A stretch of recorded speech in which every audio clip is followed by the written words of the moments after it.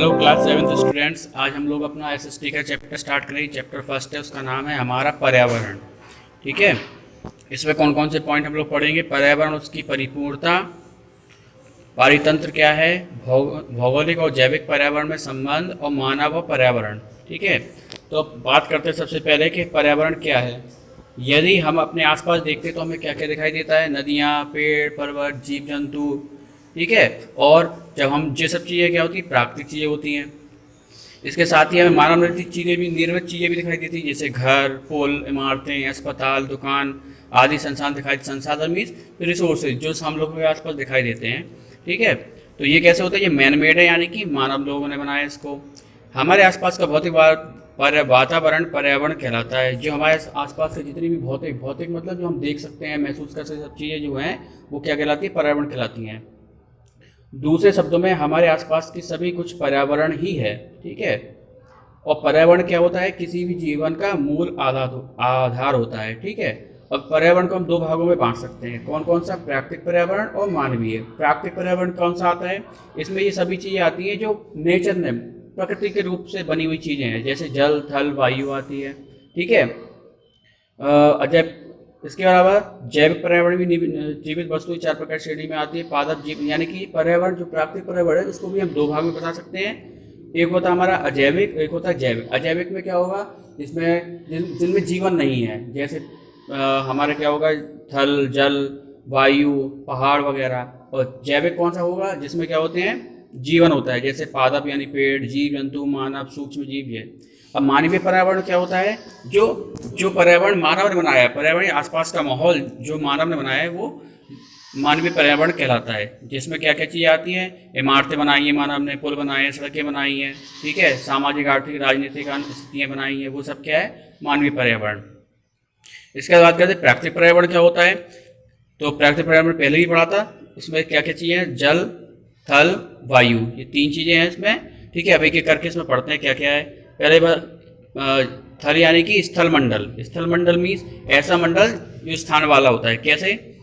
पृथ्वी की ठोस पापड़ी, कठोर ऊपरी परत को स्थल मंडल कहते हैं। यानी कि जो भूमि होती है, यानी पृथ्वी की जो ऊपरी परत है, ठोस है, यानी जिसको हम जमीन बोलते हैं, वो क्या कहलाती है? स्थल मंडल कहलाती है। यह चट्टानों खनिजों से बनी होती है। चट्टानों खनिज होते हैं इसमें।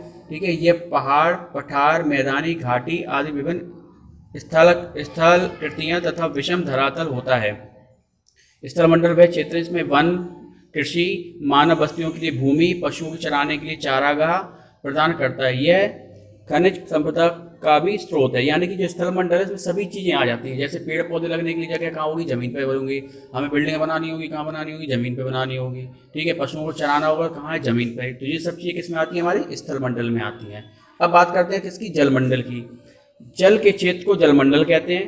पृथ्वी की सतह का वह भाग जो जल से ढका है, ठीक है, वो हमारा क्या? जलमंडल कहलाता है। जो भाग जल से पूरी तरह से ढका हुआ है वो जलमंडल कहलाता है। जैसे समुद्र वगैरह आ जाते हैं इसमें। ठीक है, यह जल के स्रोत क्या क्या होते हैं? नदी आ जाएगी जलमंडल में, झील आएंगी, समुद्र आएगा, महासागर आएंगे, विभिन्न जलाशयों से मिलकर बनता है। इसे ध्रुवीय क्षेत्र, ऊंचे पर्वतों की हिम चादर, भूमिगत जल, वायु की उपस्थिति, जलवाष्प भी सम्मिलित है। यानी कि जलमंडल में सिर्फ ये नदियाँ, झील, झरने, समुद्र नहीं, इसके अलावा जो जमीन के अंदर जो पानी है, जो हम लोग की बोरिंग से आता है ना पानी, वो जब स्थल ज्वाला पानी होता है, भूमिगत जल बोलते हैं उसे, वो वायु में उपस्थित वाष्प यानी नमी होती है। जैसे बारिश होती है तो आपको नमी, हर चीज़ गीली गीली महसूस होती है ना, तो वो कहलाती है जलवाष्प कहलाती है। ये सब चीज़ें भी किस में आती हैं? हमारी जलमंडल में आती हैं। ठीक है, जलमंडल पृथ्वी का 70% भाग घेरता है। यह कई पादप और जीवों का घर भी है। पादप और जीवों का घर कैसे है? आपने देखा होगा, नदी वगैरह देखी होगी तो नीचे अंदर उसमें वो लगी रहती है, अंदर पानी के अंदर घास लगी रहती है, काई लग जाती है, छोटी छोटी मछलियाँ, उसमें मछली होंगी, पानी के जानवर, तो ये सब भी क्या है? उसके अंदर जीवित रहते हैं, तो उनका घर भी है जलमंडल। ठीक है, आगे पढ़ते हैं। कौन सा आता है हमारा? नेक्स्ट आता है हमारा वायुमंडल। वायुमंडल में क्या आएगा? पृथ्वी के चारों ओर फैली हुई वायु की परत वायुमंडल कहलाती है। यानी कि हम पृथ्वी के, जिसमें हम सांस ले रहे हैं ना, ये क्या है? कुछ ऊंचाई तक ही है इतनी हवा, उसके बाद ये हवा नहीं है, तो ये क्या है? तो एक परत बन जाती है वो। तो पृथ्वी की चारों ओर वायु की फैली हुई परत को वायुमंडल कहते हैं। पृथ्वी का गुरुत्वाकर्षण बल चारों ओर के वायुमंडल को थामे हुए है। वायुमंडल में क्या है? हर प्रकार की गैसें हैं। मिलके ही वायुमंडल का निर्माण, जिसमें वायु के साथ साथ और भी गैसें मिलकर बनाती है। तो ये क्या है, हमारे गुरुत्वाकर्षण की बात के कारण ये चारों ओर बंधा हुआ है। ऐसा नहीं है उड़ के कोई तरह से अंतरिक्ष में चली जाए गैस, ऐसा नहीं है, वो बंधी हुई रखी है, एक लेयर बना देती है। इसमें लगभग 78%, 21% ऑक्सीजन, 78% नाइट्रोजन और 1% क्या है, जल वाष्प, यानी कि हवा में जो नमी होती है ना वो, और अन्य गैसें हैं। इन सभी का मिश्रण वायु बनाता है। बताया था भी आपने, सूर्य की झुलसाने वाली गर्मी एवं हानिकारक पराबैंगनी किरणों से हमारी रक्षा करता है और दिन रात के तापमान को नियंत्रित करता है।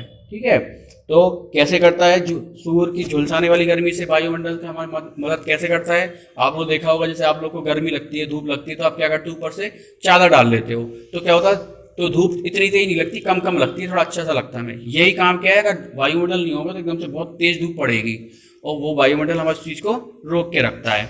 इसके अलावा दिन रात के तापमान को भी नियंत्रित करता है। ठीक है, वायुमंडल प्रकृति में बहुत गतिशील होता है।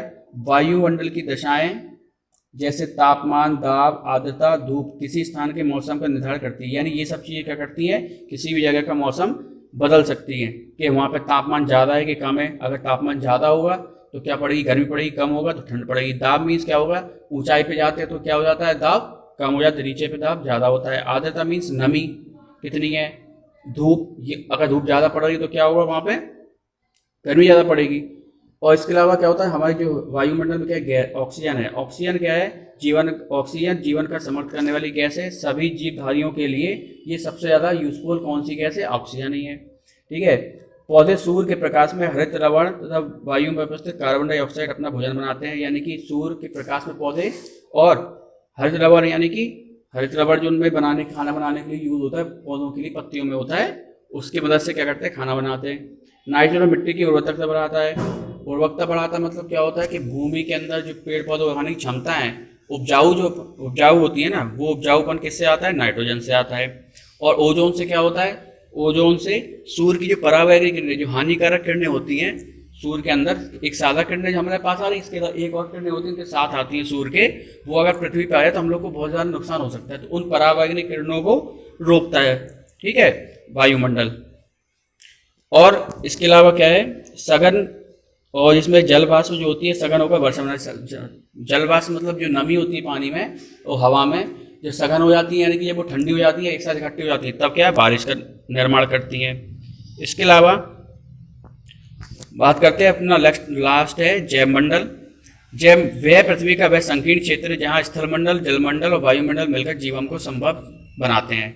इसे जैवमंडल कहते हैं। यानी कि जब तीनों चीज़ें मिलती हैं, जल, स्थल और वायुमंडल, तो उससे क्या बनता है, हमारा जैवमंडल बनता है, जहाँ पे जीवन संभव है। यहाँ जीवन, जैसे पृथ्वी पर जीवन पनपता है, जीवन संभव हो सकता है, इन्हीं सब चीज़ों से जीवन संभव है। यह मंडल हमारी सभी आवश्यकताओं की पूर्ति करता है। जैवमंडल की सीमा से बाहर जीवन संभव नहीं है। यानी कि इस जैवमंडल से आप इन चीज़ें नहीं होंगी, जहाँ पे ये सब चीज़ें, वहाँ पे जीवन संभव नहीं होगा। ठीक है, अभी आप लोग को इतना ही पढ़ना है, इसमें कोई प्रॉब्लम हो तो पूछ सकते हैं। Thank you. क्लास 6 स्टूडेंट्स, आज हम लोग अपना SST में चैप्टर स्टार्ट कर रहे हैं, हमारी अनेकता। अनेकता क्या होती है, डाइवर्सिटी क्या होती है, गुणों और विशेषताओं का व्यापक प्रसार अनेकता कहलाता है। गुणों मीन्स हम लोग के क्या क्या गुण हैं और हमारे क्या क्या विशेषताएं, हम क्या क्या करते हैं, ये चीज़ें अलग अलग होती हैं सब में, यही क्या कहलाती है, अनेकता कहलाती है। जैसे हम चारों ओर देखते हैं कि अनेक पेड़ पौधे, जीव जंतु, पक्षी व मानव दिखाई देते हैं। जैसे वैसे तो मानव के दो हाथ, मतलब सभी लोगों के जितने भी ह्यूमंस हैं सबके क्या होते हैं, दो हाथ होते हैं, दो पैर होते हैं, दो आंखें होती हैं, लेकिन फिर भी क्या होता है, सब लोग एक दूसरे से अलग दिखाई देते हैं। हम एक दूसरे को देख के पहचान जाते हैं कि नहीं इसका नाम ये है, इसका नाम वो है। कैसे पहचान जाते हैं, क्योंकि उनकी सब चीज़ें, आँख सभी की होती हैं, नाक सभी की होती है, कान सभी की होती है, लेकिन उनकी जो बनावट होती है वो अलग अलग होती है, जिससे उनका फेस क्या होता है, बिल्कुल अलग बन जाता है।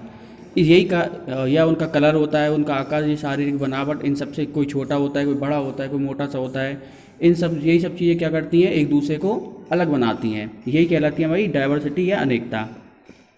ये सब हमारे आसपास अनेकता के उदाहरण, ये सब एग्जाम्पल हैं। उसके बाद आती है बात, अनेकता मानव समाज का तत्व। यानी कि जो अनेकता होती है वो क्या है, हमारा तत्व है मानव समाज का। मानव समाज से मतलब जो है कि ह्यूमन, जितने भी हम लोग मानव हैं, वो क्या है, ग्रुप में रहते हैं, साथ में रहते हैं। ठीक है, उसका मेन चीज़ है वो क्या है, अनेकता। कैसे वो देखते हैं, मानव समाज में अनेकता सीधे झलकती है।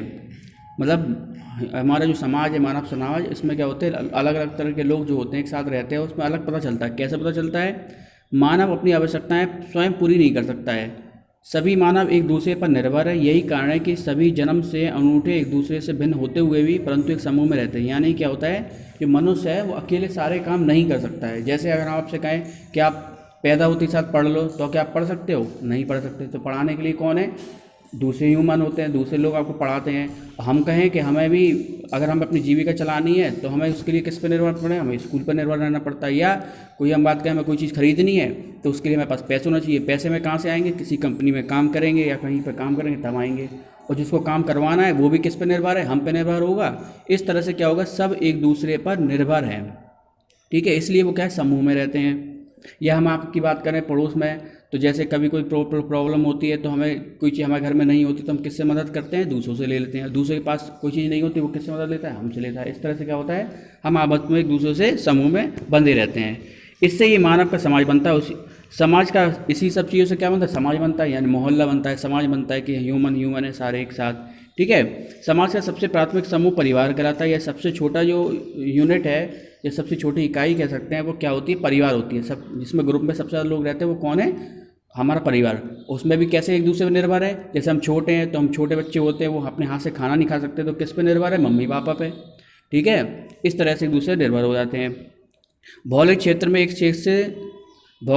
एक देश के क्षेत्र में रहने वाले जो लोग एक सरकार के अधीन हो राष्ट्र कहलाते हैं। यहाँ पे राष्ट्र का मतलब क्या बता रहे हैं कि किसी एक गवर्नमेंट के अंडर में जो लोग रहते हैं उसको हम क्या बोलते हैं? उसको राष्ट्र बोलते हैं। परिवार, समाज, राष्ट्र अलग अलग सामाजिक समूह हैं। यानी परिवार क्या होगा? एक अलग समूह है जिसमें केवल परिवार के सदस्य रहते हैं, माता पिता। ठीक है, समाज क्या होता है? जिसमें कई परिवार रहते हैं, अलग अलग जगह रहते हैं लेकिन एक जगह रहते हैं। और राष्ट्र क्या होता है? जिसमें अलग अलग वो रहते हैं, प्रदेश रहते हैं, अलग अलग समूह एक साथ रहते हैं, सामाजिक समूह एक साथ रहते हैं। ये समूह अलग होते हुए परंतु इनके लोगों में कुछ समानता भी होती हैं। जैसे अब क्या है, सब लोग अलग अलग जरूर है लेकिन उसके बाद भी कुछ समानताएं होती हैं। जैसे आपकी कक्षा में मित्रों के रिवाज, संस्कृति आपसे भिन्न होती है परंतु उनके शौक समान होते हैं। जैसे पढ़ना, खेलना, खाना, संगीत सुनना आदि। ऐसे इसकी क्या बात करें, जैसे कि आपने देखा होगा एक क्लास में अलग अलग समुदाय के लोग रहते हैं, हिंदू, मुस्लिम, सिख, ईसाई सभी लोग रहते हैं। सबके रिवाज अलग अलग हैं। कोई ईद मनाता है, कोई क्रिसमस मनाता है, तो कोई दिवाली मनाता है। तो ये क्या हो गया, सबके रिवाज और संस्कृति अलग अलग हो गई है। ठीक है, लेकिन आप लोग के शौक समान होते हैं। जैसे आपसे कहेंगे खेलना किस किस को, तो सभी लोग कहते हैं कि हाँ हमें खेलना है, फिर चाहे किसी भी हो समाज का हो। इसी तरह से क्या हो, कुछ शौक सबके समान होते हैं लेकिन कुछ के रीति रिवाज अलग अलग हो सकते हैं। अब बात करते हैं भारत में अनेकता कैसे। भारत एक बड़ा देश है जहाँ भिन्न भिन्न भौगोलिक तथा वातावरणीय परिस्थितियाँ हैं। जो सब जानते हैं भारत अपना देश है, इसमें भौगोलिक और वातावरणीय परिस्थितियाँ मतलब क्या है, कहीं कहीं देखा होगा रेगिस्तान है, ठीक है, कहीं पे बड़े बड़े पहाड़ है, कहीं पे मैदान पड़ा हुआ है, कहीं पे ठंड ज़्यादा पड़ती है। ठीक है, और वातावरणीय स्थिति में आएगा कि कहीं पे ठंड ज़्यादा पड़ती है, ठीक है, और कहीं पे बारिश ज़्यादा होती है ना, कहीं पे गर्मी ज़्यादा पड़ती है। ये सब हो गए वातावरणीय परिस्थिति। ठीक है, यहाँ पर्वत, वन व नदियाँ हैं जो पुरातन समय के अवरोधक का कार्य करते हैं। यहाँ पे क्या है, अवरोधक से मतलब यहाँ पे ये नहीं है कि हमें पूरी तरह से रोक रहे हैं। यहाँ पे अवरोधक से मतलब है जिससे अलग अलग समूह बन जाता है। ठीक है, ये प्राकृतिक सीमा का कार्य करते हैं। भारत भारी क्षेत्र में कम संपर्क में रहा परंतु समय के साथ साथ बाहर के लोग आकर यहाँ स्थापित हो गए। यानी कि हमारी जो थी ये पहाड़ वगैरह थे, जैसे हिमालय की चोटियाँ हो गई, रेगिस्तान हो गया, इससे क्या हुआ हम लोग और देशों से अलग रहे। लेकिन फिर क्या हुआ, धीरे धीरे लोग से रास्ते बाहर के लोग धीरे धीरे आते गए और हमारे दूसरे देशों के साथ संपर्क स्थापित हो गया। भारत के अलग अलग क्षेत्रों में भोजन, पहनावा, बोली, जीवन यापन अलग अलग है। बाहर से आए लोगों के कारण इनमें और विविधता आ गई है। यानी कि भारत में आपने देखा होगा कि अगर आप साउथ में चले जाओ तो वहाँ का खाना पीना अलग है, चावल ज़्यादा खाए जाते हैं। हम लोग उत्तर प्रदेश की बात करें तो यहाँ पे क्या होता है, यहाँ पे हम गेहूँ ज़्यादा खाते हैं, गन्ना वगैरह होते हैं। तो क्या होता है सब और बोली अलग अलग होती है। आप यहाँ पे बोलते हो कुछ और, आप कुछ दूसरे शहर में जाते हो आप तो वहाँ की थोड़ी सी बोली क्या हो जाती है, बदल जाती है।